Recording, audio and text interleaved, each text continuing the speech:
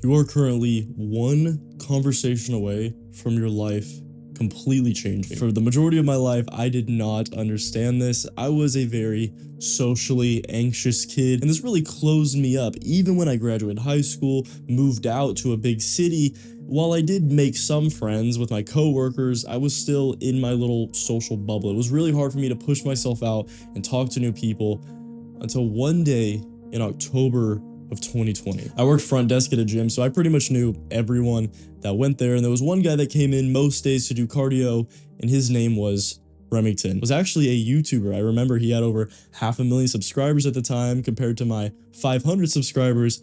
It was very cool, and I was a little intimidated. Now, Remington was a very skilled conversationalist. He was very good at talking, keeping things flowing. He could talk about whatever for long periods of time. And for an introvert like myself, that was amazing, because if you know, you know, but it means, oh, I don't have to put in as much effort into the conversation, but I still get to have the enjoyment of conversating with someone. And he would come in, I could just say, hey, how's it going? Hey, how's this? Hey, how that? And we would talk for a little bit before he started his workout. But today the conversation went a little different.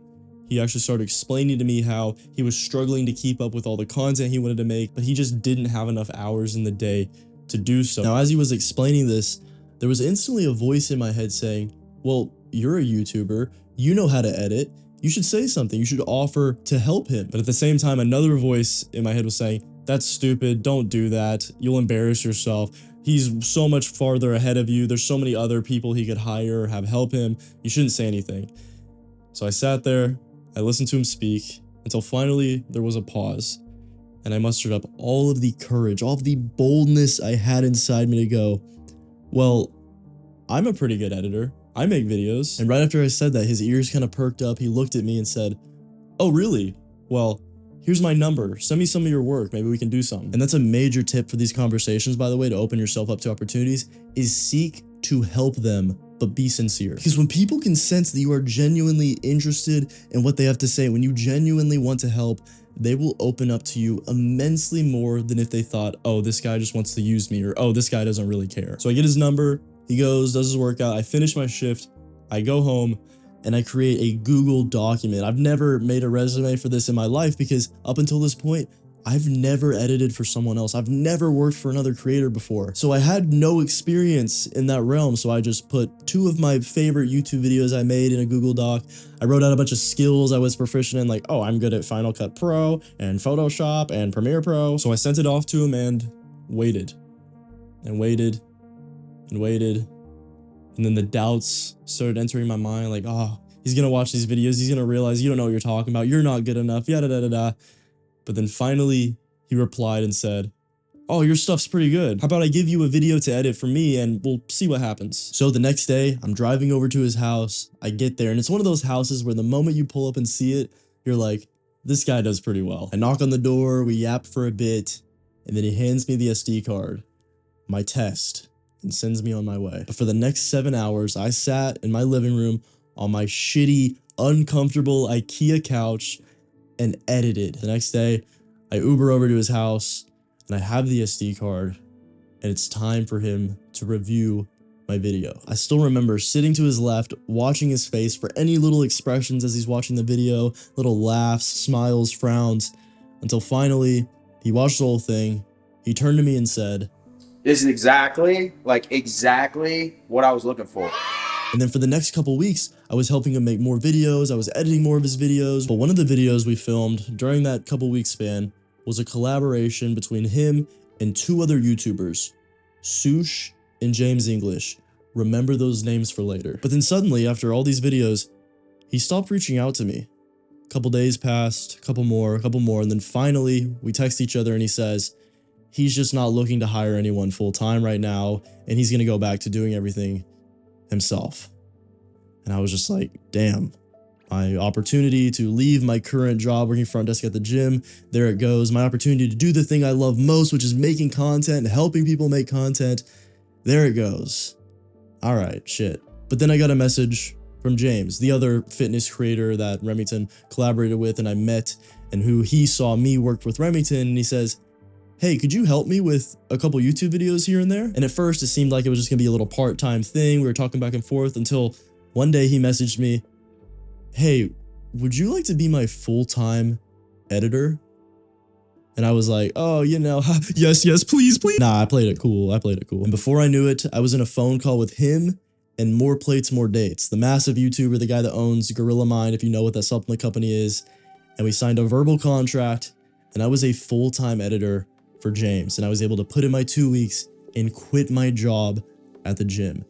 And that was the last normal job I've ever worked in my life. That is it, boys. But this was when everything started changing for me. Because I didn't have to go to a regular job anymore, I was in complete control of my schedule. I had more time to work on my own videos, more time to work on my own personal development, because up until this point, I wasn't really good about that. And because I was working with James, I got to meet other creators and make more friends. I started traveling. I remember we went to Los Angeles for the first time in my life. And the more and more I began to open myself to other people, the more opportunities and relationships just started flowing towards me. But I will say I was doing one thing at the time that helped immensely with me being more present in conversations and able to really focus and interact with people efficiently without being bogged down by all my social anxiety, and that was meditation. If you'd like to learn how to meditate exactly how I do, there's a link in the description. It's a free 5-day course. But it wasn't all perfect, because I learned that when you are trying to meet new people, have these conversations, open yourself up, your ego is going to do everything in its power to sabotage you. For example, my other friend that I met through James and Remington, Sush, was very well affiliated with a large clothing brand at the time. And over the course of those few years, he would say multiple times to me, hey, Kenny, if you want a code for this clothing company so you can earn some commission and make money, just let me know, man, I got you. And every single time, because of my pride, I would say no. I'd have an excuse like, earn it myself. I don't want to use you to get that. But in reality, it was my ego. I wanted it to be handed to me because, oh, I got the cool YouTube channel and stuff. I didn't want to feel like I had to go through someone to get it. And it reminds me of the quote that you should keep in mind: closed mouths don't get fed. But then one day, because of my status in the industry, I started having more Instagram followers, things like that. I met a friend who was another fitness creator named Levi, and he introduced me to his friend named Caleb. And Caleb was one of the most impressive, at the time, 18-year-olds I had ever met. He was making a lot of money doing online business. Flash forward to now, he's one of my best friends, and now he's a multi-million-dollar agency. But then through Caleb, I started getting more opportunities to travel and do other things. And one of the core lessons I've learned throughout this is that you need to develop the habit to say yes. Because the thing is, when opportunities to meet new people or go experience new things arise, we tend to have a wall of friction. Our brain starts telling us all these reasons why we shouldn't do it, but you have to push through that wall and say yes. But when I say yes to everything, obviously there's nuances to that. I'm not talking about saying yes to going to the club with your boys to get girls 3 nights a week. I'm talking about trips, attending events, meeting new people, and pretty much anything that will push you a little bit out of your comfort zone socially, especially if you were introverted like me. But speaking of saying yes, eventually Caleb left. He moved to Scottsdale, Arizona, and a couple months later, he asked me to come visit him, just a little sporadic trip, and I said yes. And not only did I get to see him, meet a bunch of new people, but I fell in love with the area, and then a year later, I now live here. So that one conversation I had in October of 2020 set off a chain of events that completely changed my life for the better forever. And here's the thing, I had no idea what was gonna happen. Nothing ever pans out the way you think it will, but it's almost always for the best. Because if this board represents your timeline, here you are going along the timeline, and then suddenly you have a conversation. And all it takes is that conversation changing the trajectory of your life by even just 5 to 10% to lead you to a drastically different outcome than if that conversation were to never have happened. But look, while you may not know exactly what comes from the other side of that conversation or saying yes to that opportunity, you know exactly what comes from avoiding it or saying no.